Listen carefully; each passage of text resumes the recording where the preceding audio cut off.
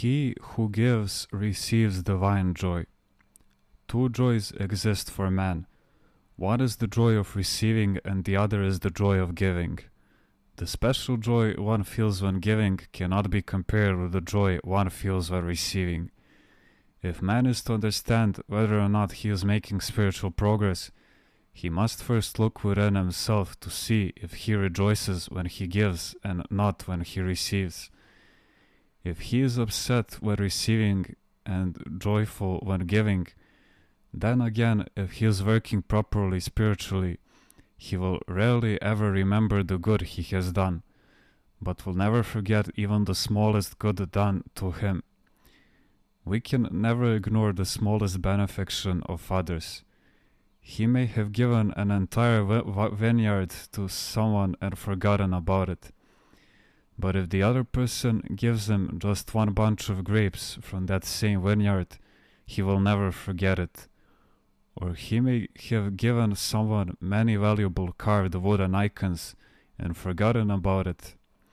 But if the receiver later reciprocates by giving him a small icon made of plastic, he is moved by the gesture, even though it is of such insignificant value, and out of gratitude he is already thinking how to repay the favor. He could give away even an entire chapel along with a plot of land and still put it out of his mind. In other words, the correct spiritual approach is to forget the good you do to others and to remember the good others do to you. When someone reaches this state of spiritual being, then he is indeed a human, a man of God. But on the other hand, if someone constantly forgets the good done to him by others, and only remembers the good he has done to others, this work is contrary to what Christ seeks from us. But even if one thinks, you gave me so much and I gave you that much, this too is an unacceptable mentality, grocer-like. I try to give to the person who has the greatest need. I don't reckon things according to a bargaining mentality. He gave me these books and now I owe him the same amount which I must pay in order to be even. Or if others don't give to me, I won't give them anything either. This too is nothing more than a human form of justice. He who receives experiences human joy, but he who gives experiences divine joy. Divine joy comes to us by giving. Someone, for example, gives me a book.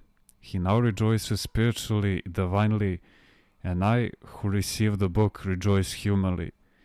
When I too give the book, I too will rejoice divinely, while the person who receives it will rejoice humanly. If he too goes on to give it, then he too will rejoice divinely, and so on. Do you see how with one thing alone many people can rejoice both humanly and divinely? One must learn to rejoice by giving. When he rejoices by giving, he is properly placed and is networking with Christ. He has divine grace. When he gives or offers something, the joy he feels provides him with divine oxygen. When someone rejoices when he receives or when others are sacrificing themselves for him, this type of joy is full of an asphyxiating stench. The people who offer themselves unconditionally, without any consideration for themselves, will be the ones who will judge us in the future. What wonderful joy these people experience. These are the people Jesus Christ protects. But most people, unfortunately, are only happy when they receive things. So they deprive themselves of any divine joy and remain tormented. Christ is moved when we love our neighbor more than ourselves, and he fills us with divine gladness. You see, he did not restrict himself to "you shall love your neighbor as yourself," but went on to sacrifice himself for mankind.